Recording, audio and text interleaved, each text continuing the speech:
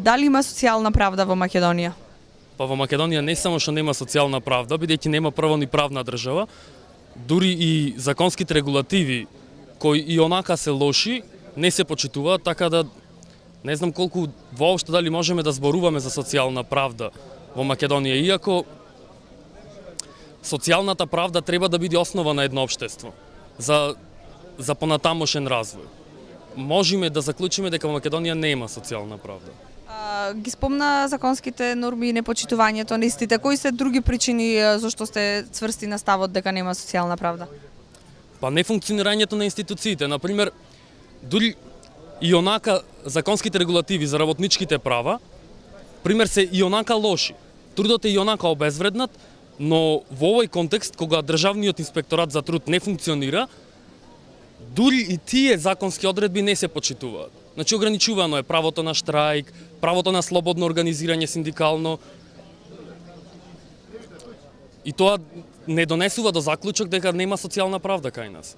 Дека нема никаква слобода на организирање. За понатаму да има организации кои ќе се борат за социјална правда. Како тоа се рефлектира врз работничките права? Па веќе како што знаеме, работничките права се кршат многу во Македонија, дури и покрај оние наводно позитивни носења на минимална плата која реално не резултираше со ништо подобро. Повисоките плати станаа минимални плати, јазот се зголеми повеќе, имаме поголема класна раслоеност. Кај нас работниците всушност немаат никакви права. И покрај законските регулативи. Никој не ги штити.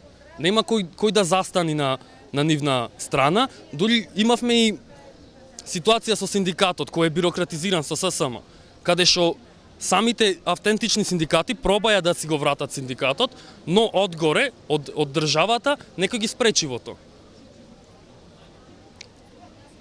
Левица е, затоа и постои, тоа е основата на левица. Левица постои тука за да се обиди да ги организира и да пробуди работничка свест кај работниците, за преку таа борба ние да стигнеме до демократско општество. Што левица како моментално вон парламентарна партија може согласно на условите и планира да направи за подобрување во сферата на социјалната правда, како и во сферата на работничките права што ги споменавте? Па најбитно што левица може да го направи е подигнување на работничката свест и свеста за обезвреднувањето на трудот и недостатокот на работнички права во државата. Исто така и свест дека борбата за демократија е борба на најниските општествени слоеви, а тоа се во всушност работниците. Ние не можеме да имаме демократија ако немаме организирано работништво. Левица може да го организира работништвото. Дали парламентарната демократија го дозволува тоа ваше влијание? Видете, парламентарната демократија историски гледано е компромис на владеачите со работништвото. Така и настанува таа. Парламентарната демократија е добар почеток, но сметам дека не е доволно. Ние треба да се насочиме на организирање оддолу.